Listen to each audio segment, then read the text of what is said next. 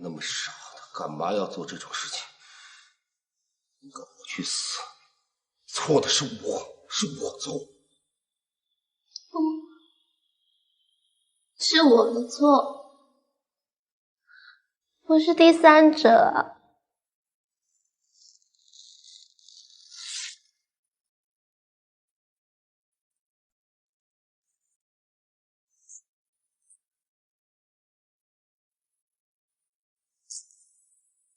是我害了奶梦姐，现在躺在里面的人应该是我才对。你胡说什么呀？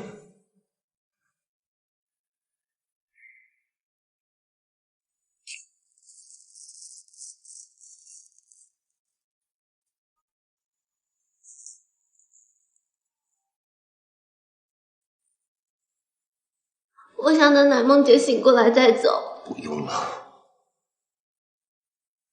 我想要等啊！你怎么那么不懂事呢？啊！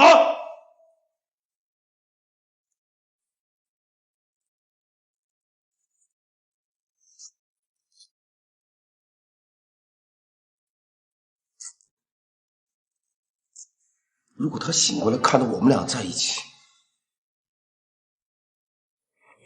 我不想再刺激他，知道吗？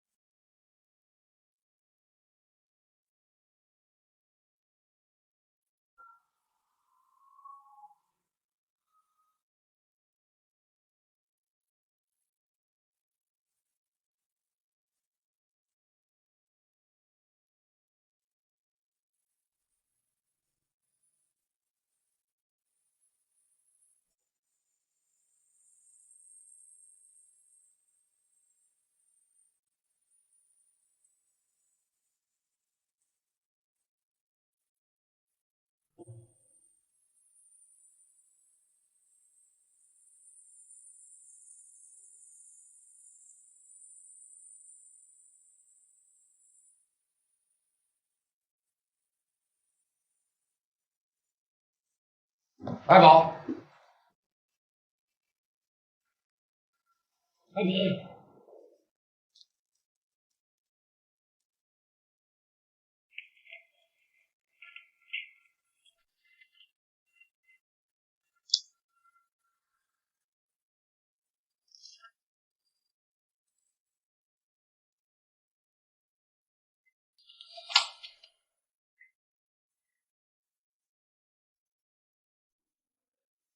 爸，我不知道以后还有没有机会这么叫你，但我想应该没有了吧。这是我第一次，也是最后一次写信给你。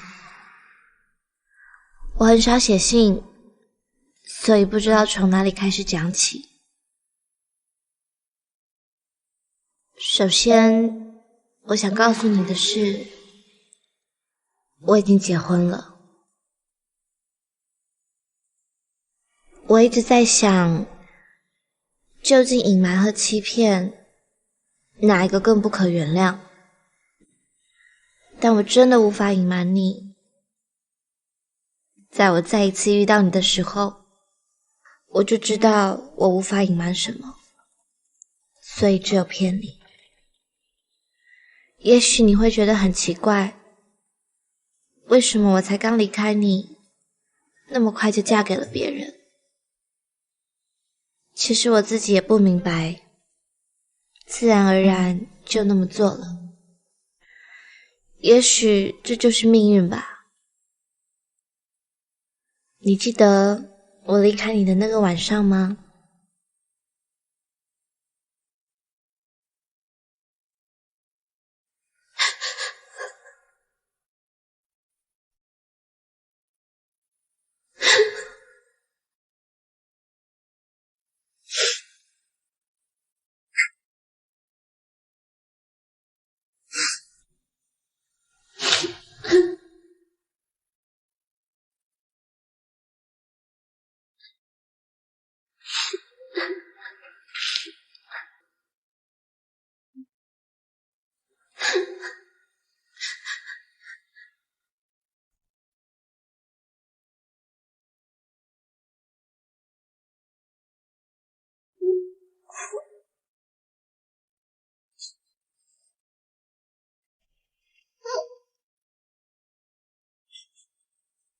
当时我真的不知道该怎么办，接下来该何去何从。然后他就在我面前出现了。不知道为什么我选择信任他，他说让我跟他走，我就真的跟他走了，一点也没有犹豫。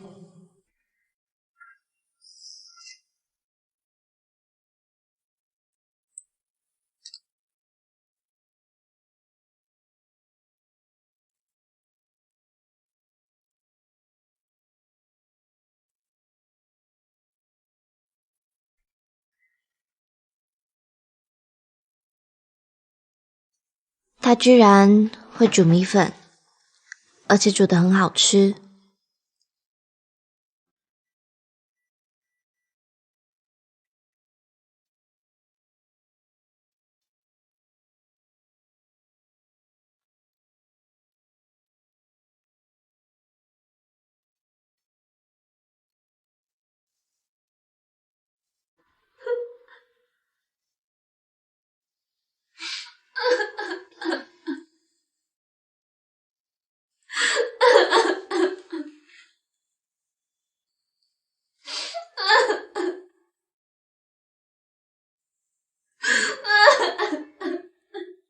我忘了那天晚上我哭了多久，我只记得那是我这辈子哭得最久的一次。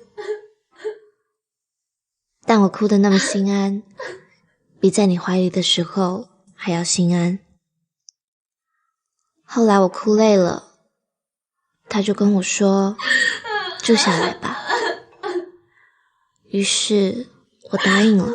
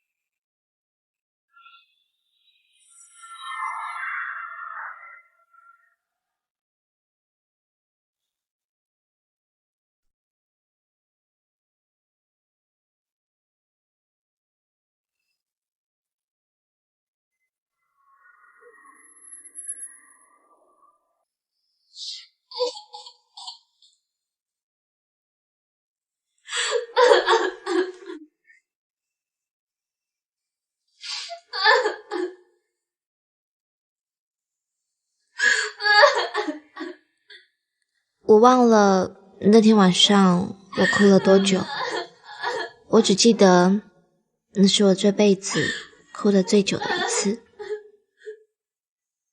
但我哭得那么心安，比在你怀里的时候还要心安。后来我哭累了，他就跟我说，住下来吧。于是我答应了。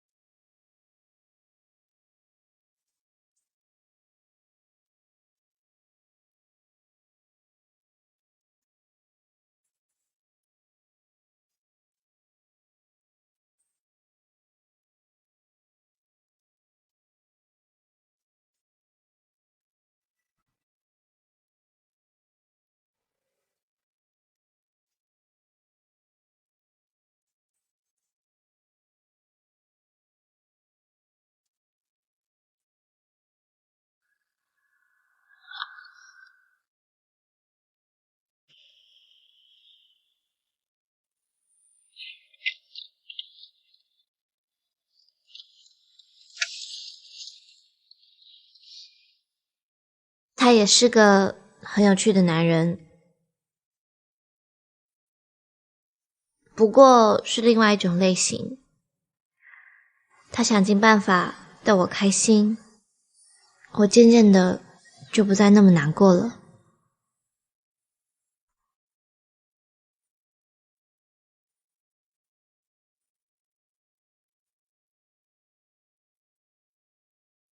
后来他向我求婚，我自然的就答应了他。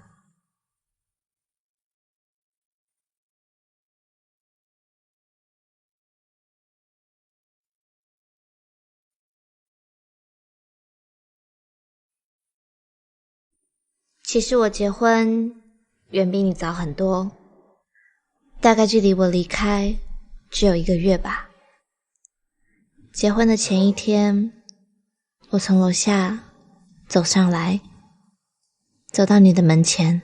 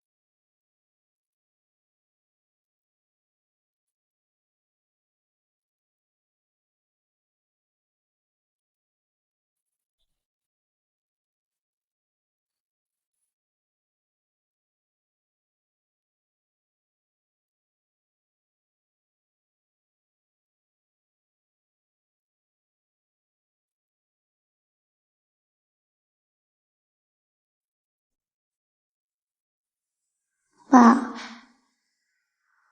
我怀了你的孩子。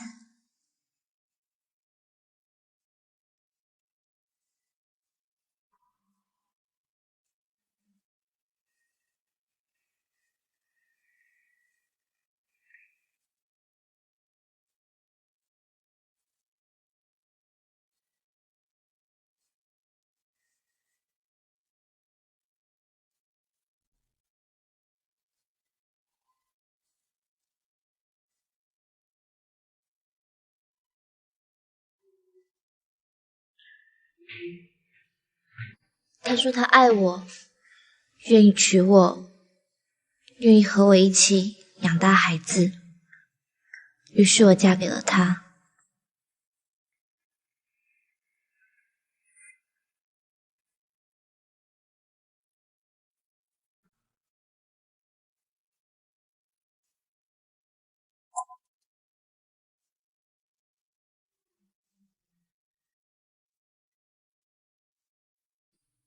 我知道里面有换钥匙，有时候趁你不在家，我会偷偷的回去看看，看看我们曾经生活过的地方。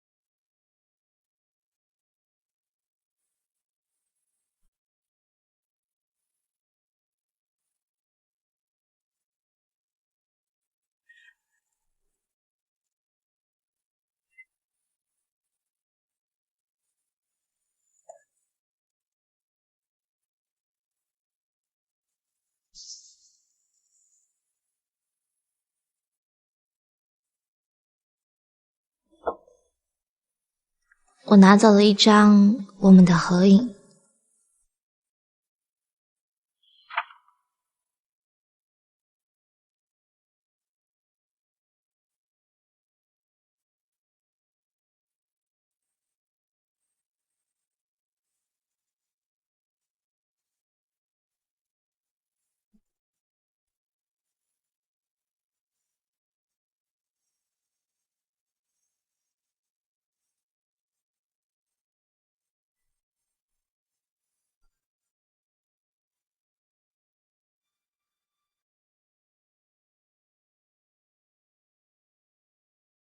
我知道你不会让我保留那个孩子的，我们搬走了。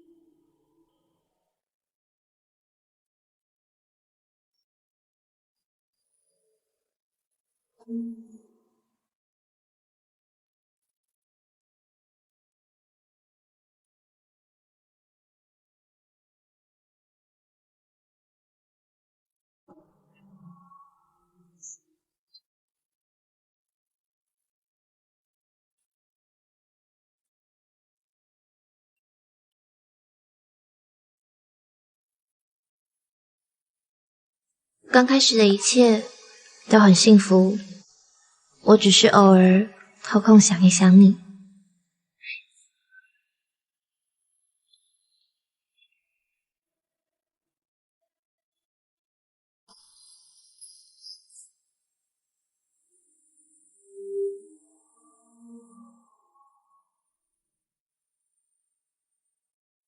我的肚子一天比一天大，他把我照顾得无微不至，直到孩子生下来后，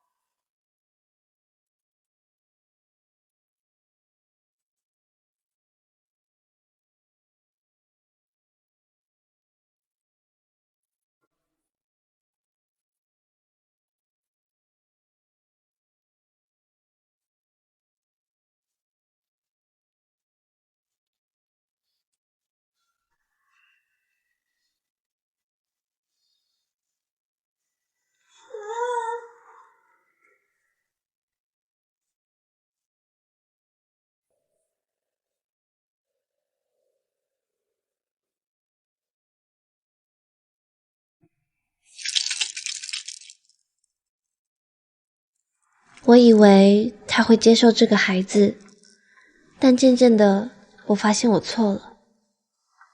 你回来啦？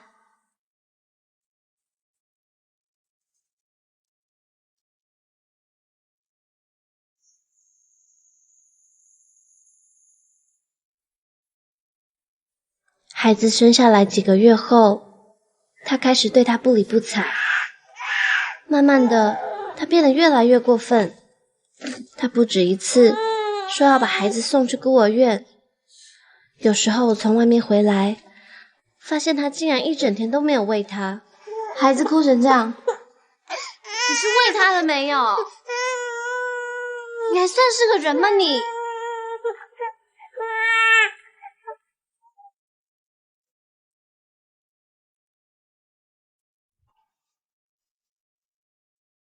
你就说这里有什么不好？这里就是不好啊！怎么不好？你告诉我。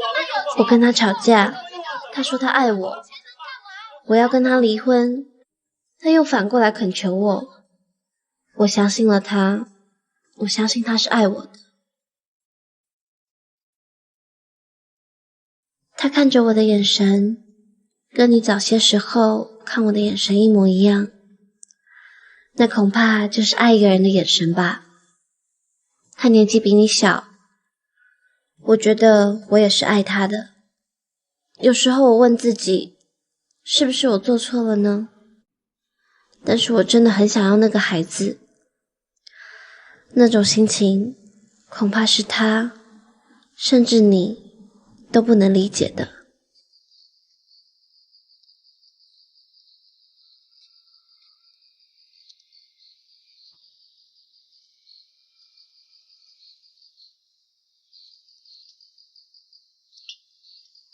为了弥补他，我对他好。爸，我对他的好，是我从来没有对你过的。我有时候想，如果当初我对你这么好，没有对你任性、撒娇、发脾气，会不会就不会是现在这个样子呢？是不是这些就是长大的代价？你对我的那些宠爱，我觉得都是理所当然的。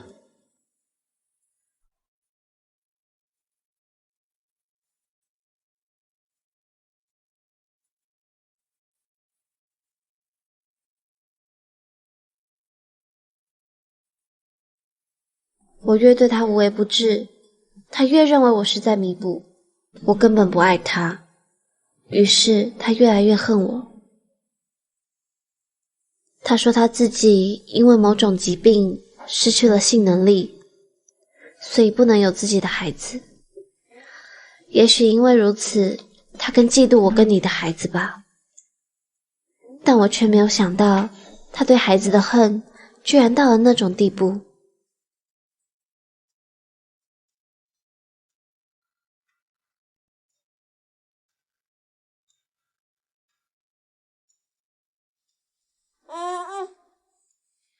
直到有一天，我半夜醒来，借着月光，看见他把双手放在孩子的脖子上。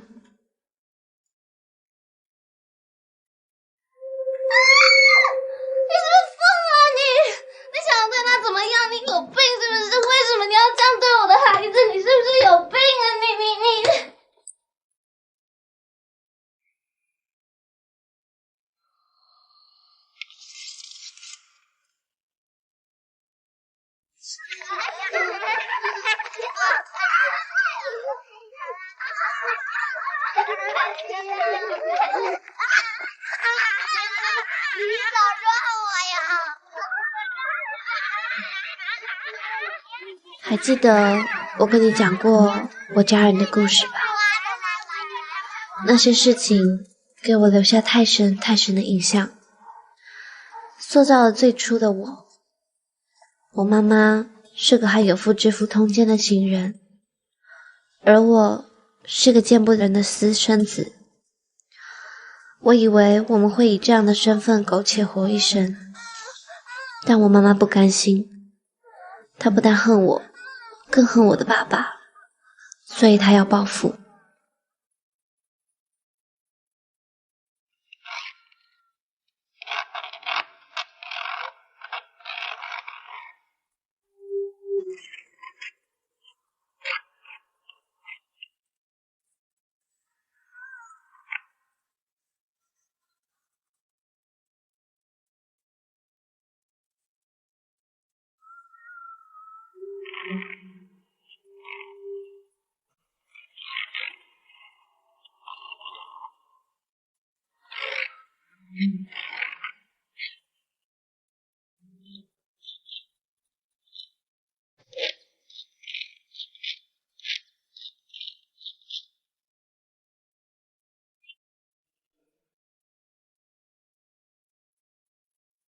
我不希望我孩子的童年跟我一样，我希望他能像一个正常人一样长大。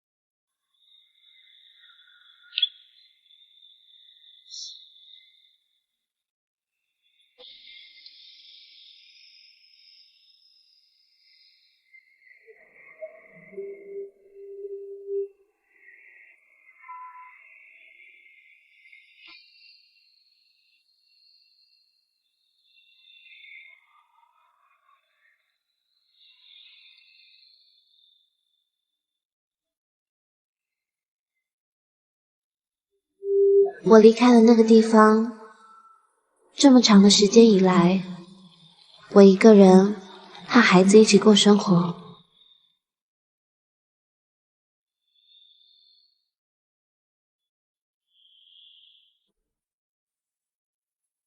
是的，我要养活我自己，也要养活孩子。靠出卖自己，但我并不觉得自己脏。我见过太多外表光鲜亮丽，内心却很龌龊的人。我只是想活下去。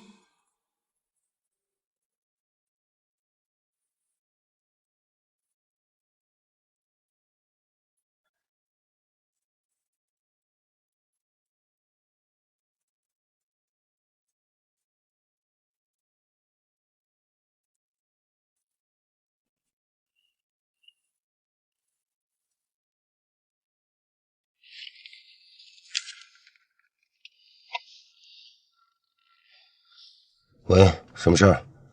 林总，公司有很重要的事情需要你处理。你自己想办法处理一下就行了。林总，这怎么了？就是啊，是不是有点儿？当老板都这样了，让我这打工怎么办？字怎么签呀？合同不能签，这个好办，家里是这样的，肯定有事。咱这待着怎么办？就是呀，这个。现在你去领导。大家先别乱，乱有什么用啊？难道说林总不在了，我们公司就不能正常运转下去了吗？任毅，要不你暂代林总之职，我们所有人都向你汇报。林总这么信任你，你来替他管理公司，我想肯定没问题。当机立断吧，是，还有好多事要处理呢。现在需要一个赶紧做。总不能没有领导，对吧？是那我们来管理这个公司，我觉得这样挺好。这么多业务，那以后就拜托大家多多支持了。你放心，大家都支持，你放心，这样好啊，有领导对呀，公司一个领导不行，领导没事，哎，我看看。下面事情也好过吗？对。这样，各位回去该怎么工作还怎么工作，近期的工作安排我会尽快发给大家的，好吗？我先走一步。哎，好的。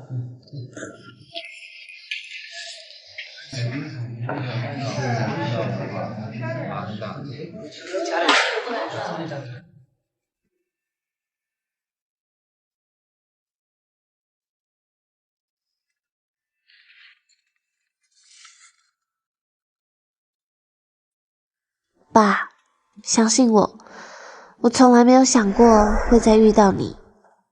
我看到那天你见到我震惊的表情，相信我，我心里的震惊，爸爸一点也不会亚于你。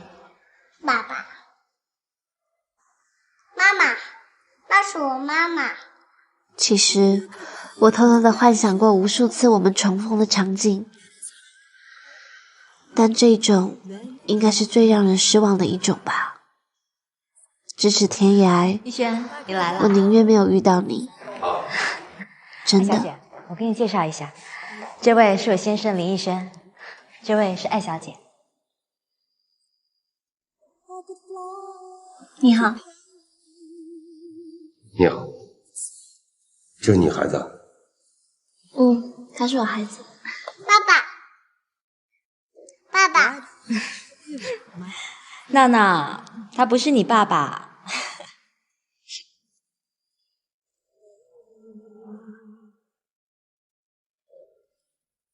先走了，再见。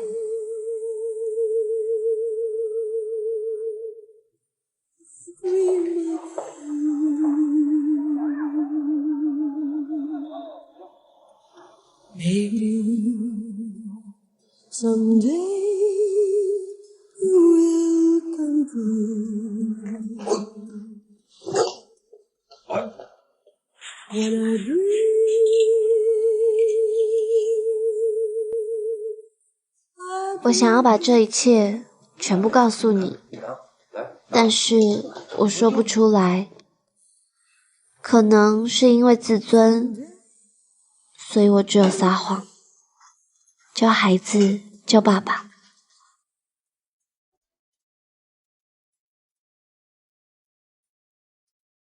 接下来的这几个月，更是我无法想象的。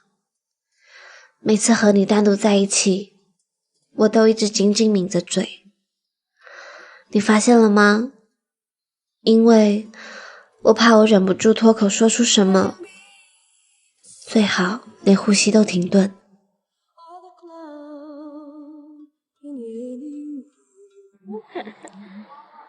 闹闹其实他真的挺会画画的呀。你在家里有教过他吗？没有，都是他自己拿着笔随便画的。你应该考虑让他学一学。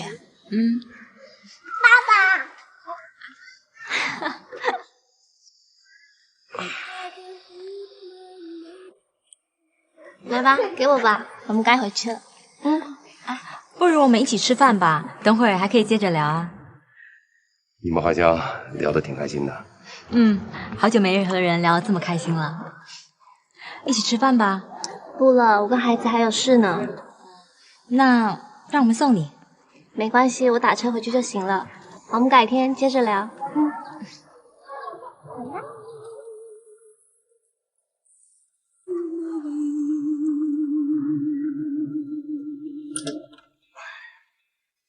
Maybe someday you will come true.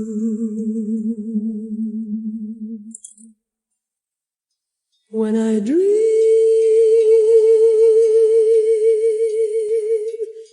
I dream of you.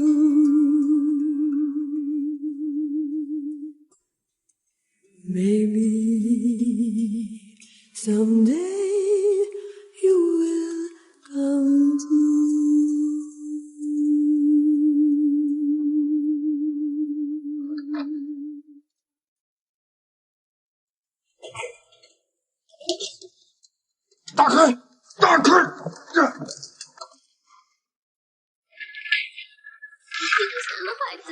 你会杀了孩子的。你告诉我，你都干点什么？说一下你干点什么？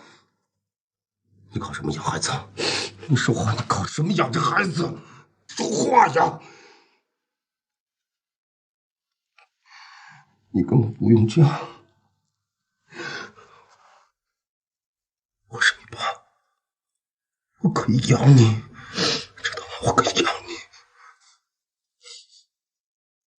我开始心里一点都不痛，压抑太久也就麻木了。是你一点一点把我的痛觉唤醒，我才发现自己又是个人了。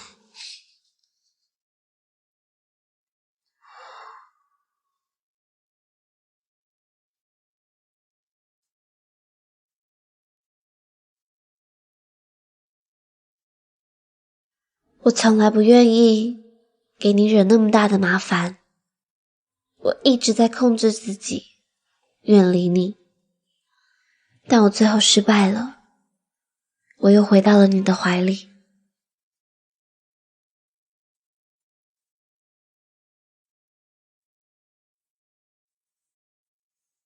是人就会爱，会恨，会同情，会嫉妒。我喜欢南梦姐，是发自内心的。她是那么的善良，帮助和关心我这个陌生人，而我却在背后勾引她的丈夫。在古代，这样我应该会被送去游街吧，但有股控制不住的力量推动着我，让我去靠近你。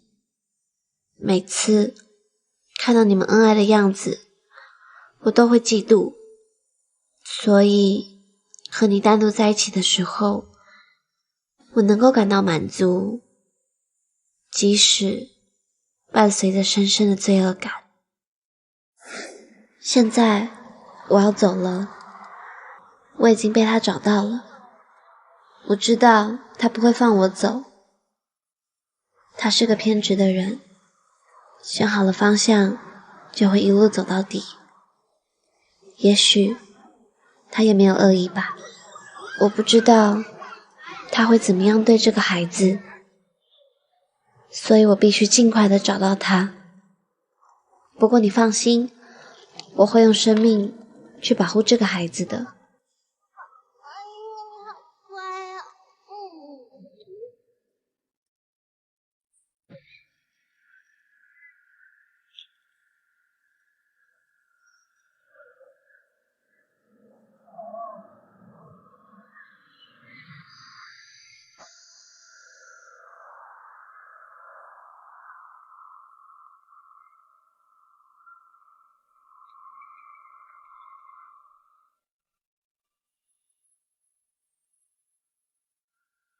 喂，你在哪儿？我在外面呢。我饿了。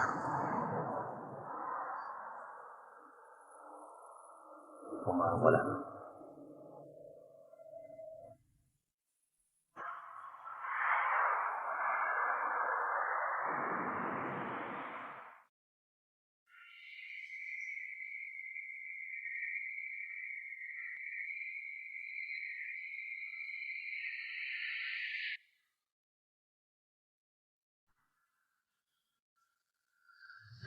好了，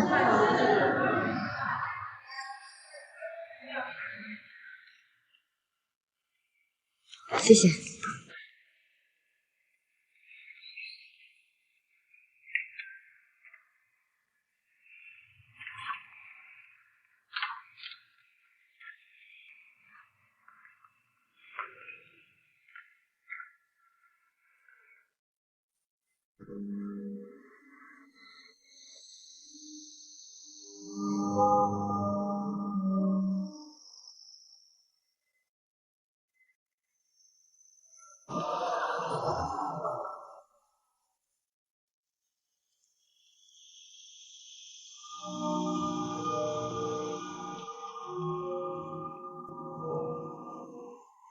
怎么样？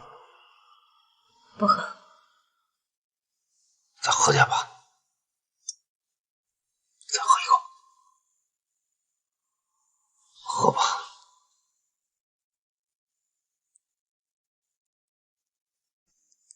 瞧你，你不喝，孩子要喝呢。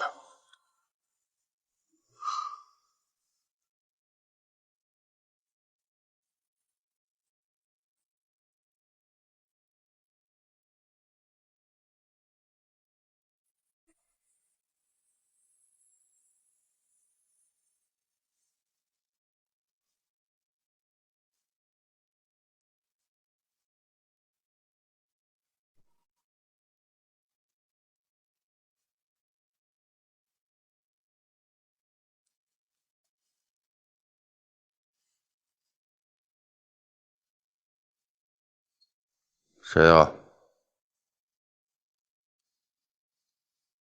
一早上就喝酒啊？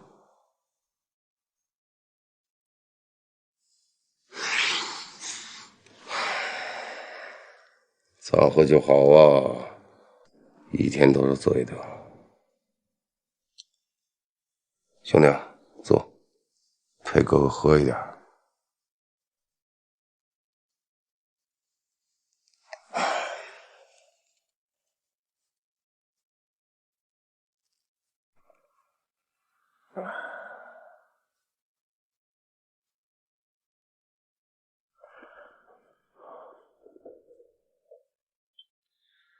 有什么愁事儿，骗你借酒消愁啊？这段时间，你嫂子生病了，我一直在医院陪她。也许是太累了吧。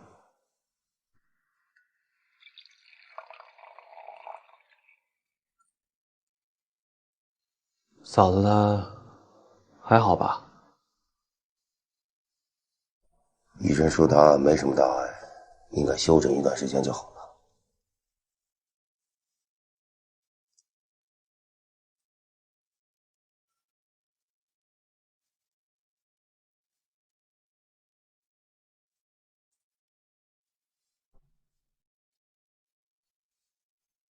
我前2天看你是精神状态不好，今天见你是身心俱疲，不会是什么东窗事发了吧？文义啊，有件事情呢，我希望你亲自帮我办一下。您说。你在附近呢，跟我找一个小户型的房子，尽量条件好一点，最好是已经装修好的。你要买房子啊？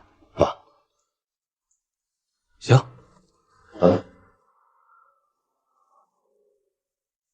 这是我的私事，明白？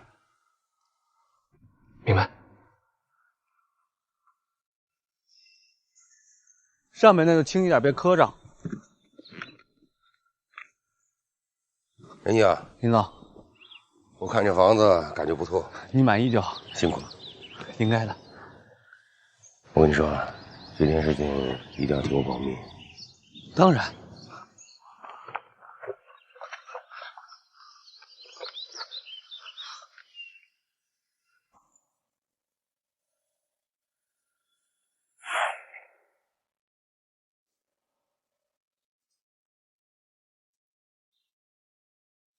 林总，没什么大不了的事儿。咱们公司眼看着蒸蒸日上，马上晋级4A，接下来还有个大项目，可是一笔大单啊。听到这些，都不能让你开心吗？情况进行的怎么样了？一切都在掌握之内。资质问题马上解决，还有就是竞标的问题。我打探了一下其他几家有竞争力的公司，在这个项目上，他们完全没有我们投入的多，也未必参加最后的竞标。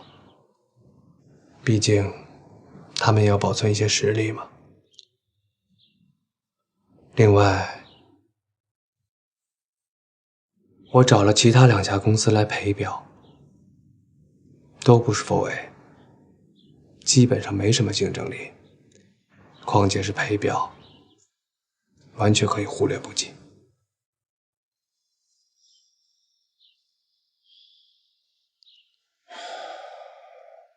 不瞒你说啊，兄弟，最近呢，这家里弄得一团糟。幸亏这公司有你啊，也算得我一点安慰吧。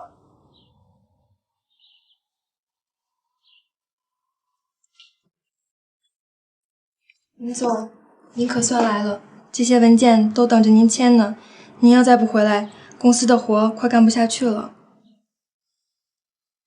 从今天开始，如果我不在的时候，公司一切权利都交给任毅啊，他可以全权代表我，明白吗？明白。那我把这些文件放到副总的办公室去。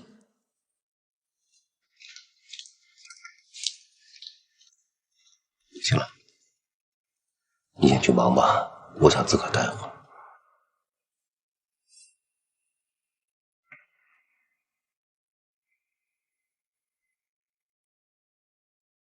少喝点，对身体不好。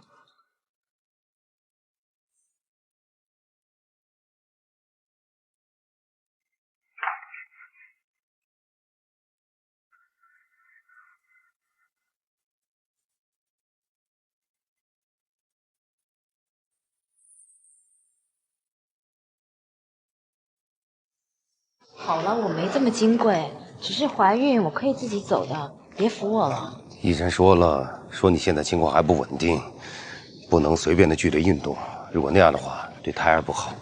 你也太大惊小怪了吧？怀孕是很正常的事情。啊，慢点。没事的，我决定了，今天以后我要经常动，好好动。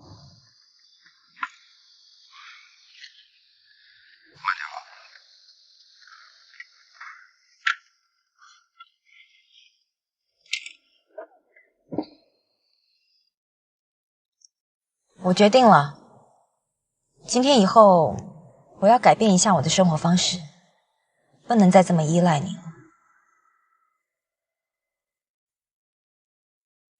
你想怎么改变啊？我要有我自己的生活，我要有我的朋友，有我的工作。我不想每天像怨妇一样待在家里。我想要多花一点时间和我的朋友接触。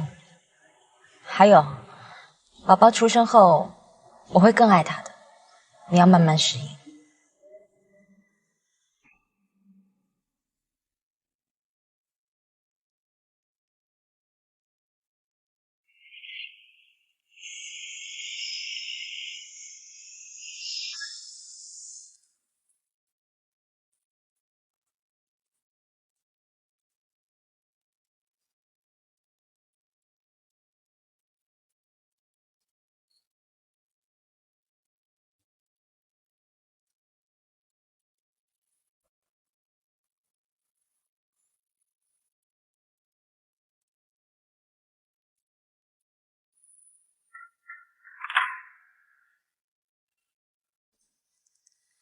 猜一猜我是谁？妈，你怎么都不笑，那么严肃？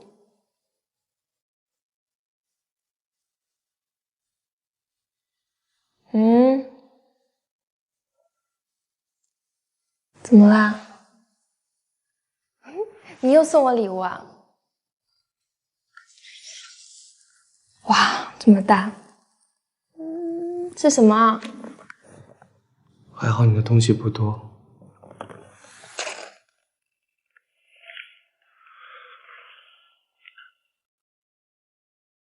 我们分手吧。开什么玩笑啊？在说什么？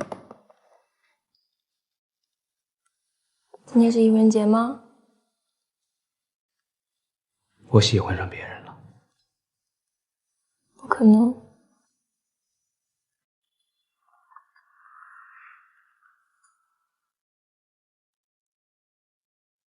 看看少什么了吧？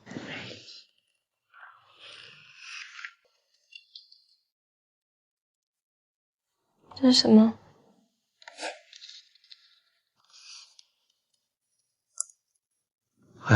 西不多，挺好收拾的。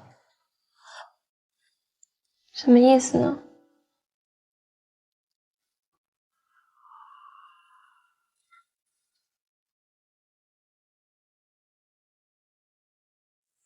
我有一个女朋友啊，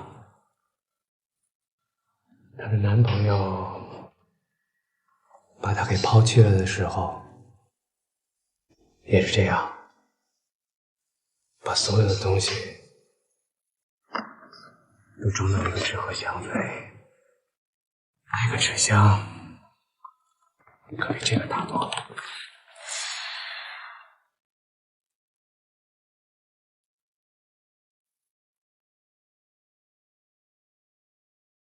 爷爷，你不要走，求求你了。爷爷，别骗我，你喜欢我不是吗？我不喜欢你。你说过你喜欢我，你忘了吗？谁看你挺好的呀？这个玩笑开的有点大吧，对吗？不要离开。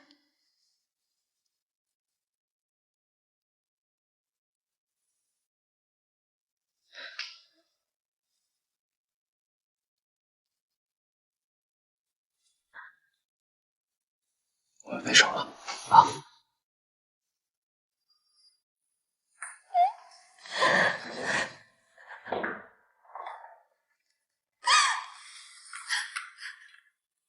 你不要留下我一个人好吗？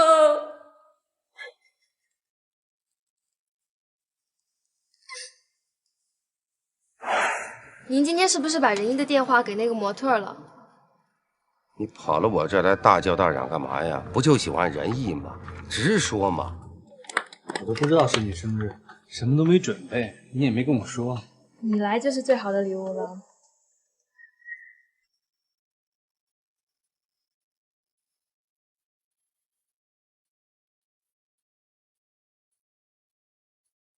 我和他成了。什么叫成了？我郑重的告诉你，他已经是我的男人了。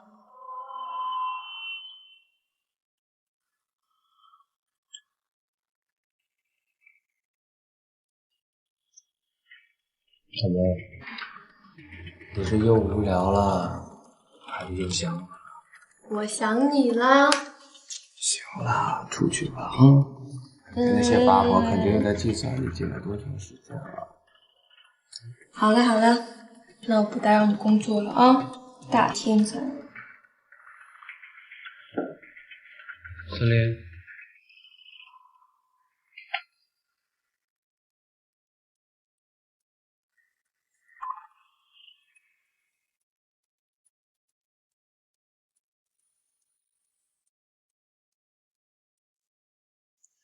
我啊，就喜欢你这个冷冰冰的样子，酷酷的。这可是你说的。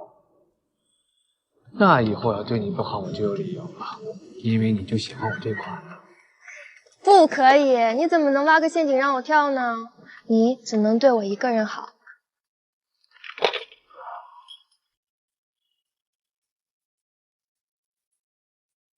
今天晚上去我家吧。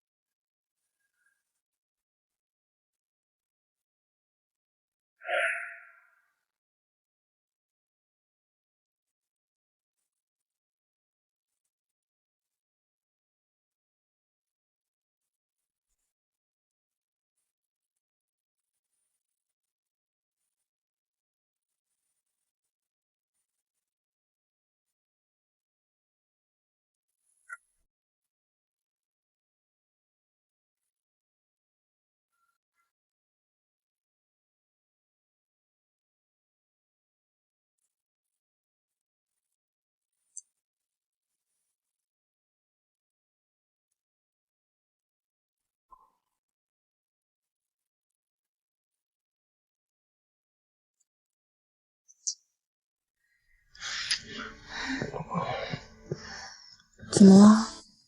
我有点累了。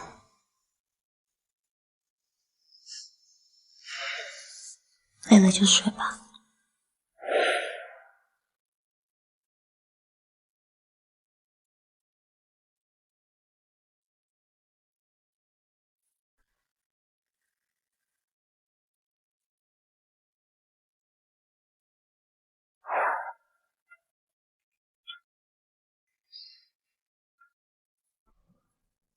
别擦了，成天的擦，有啥好擦的？这家里活干不完的。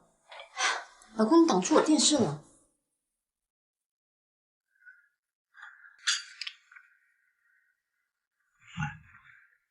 我带你出去溜溜，好吧？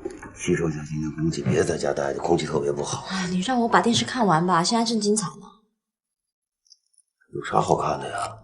我跟你说，电视辐射最大了，万一咱们有孩子，我对孩子不好。行了，走，出去。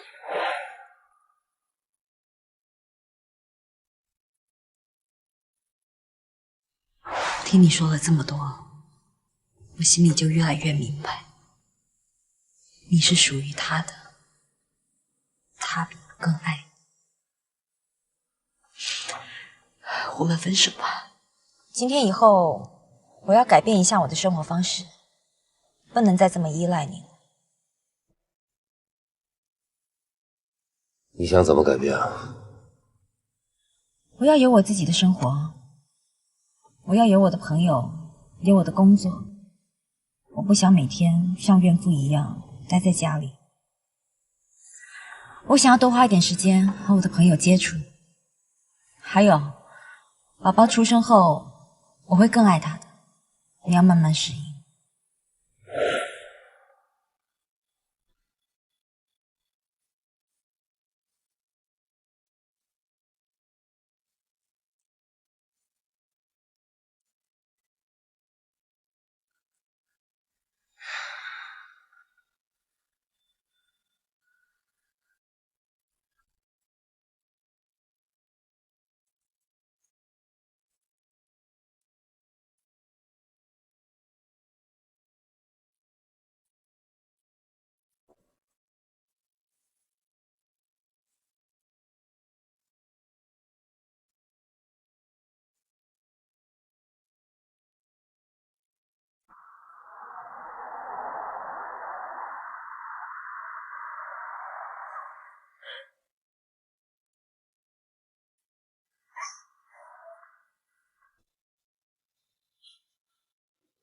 行了，你别老哭行吗？有什么话说嘛，说话。他要和我分手。你说任毅要跟你分手？是，你看，他说他要物归原主。他有一个朋友，在跟他分手的时候，把他所有的东西都放在一个纸箱里。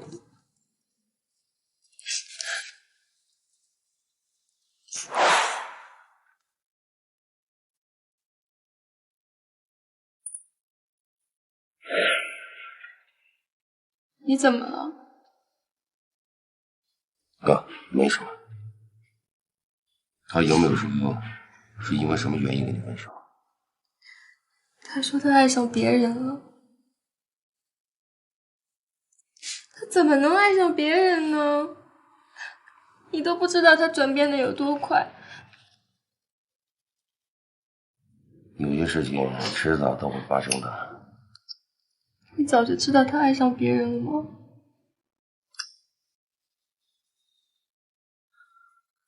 你这个人再复杂也是人呢，怎么能说不爱就不爱呢？在一起的时候说的那些甜言蜜语都那么真，难道是假的吗？而且我对他那么好，他说什么是什么，他难道感受不出来吗？我不是花痴，我是真心喜欢他的，他怎么可能这样对我呢？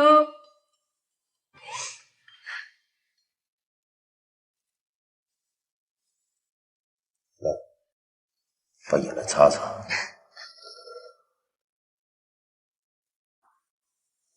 就把这一切当成一个美好的回忆，让它过去吧。林总，我要辞职。傻丫头，有这个必要吗？为了一段已经过去的感情。对不起，对不起，对不起。你有什么对不起我的？你有什么伤害的我？是仁义他骗了我，他从我这边拿走了公司重要的核心机密。这次竞标的标的。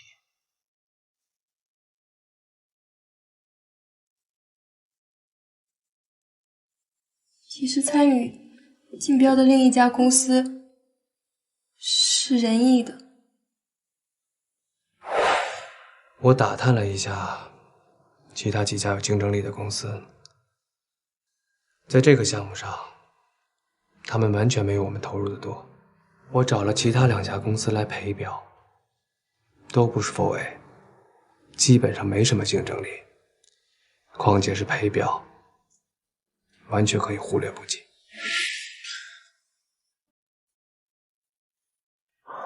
对不起。你早就知道这件事了？不是的，我也是这几天才知道的。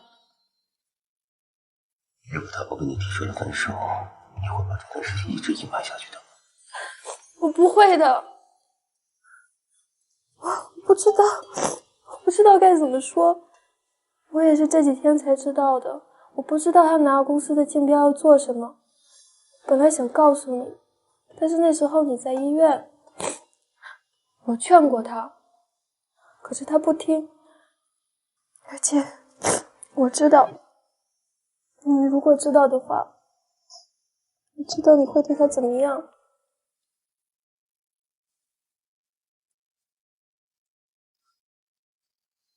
感情这东西真的很可怕。这事不怪你，你也是个受害者。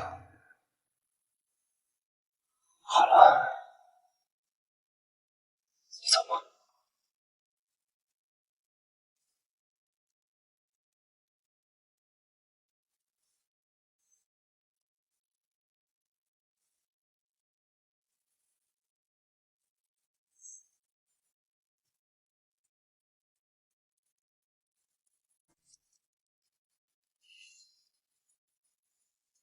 林总，我不走了，自己的犯的错自己负责，我会尽力帮你挽回公司的损失。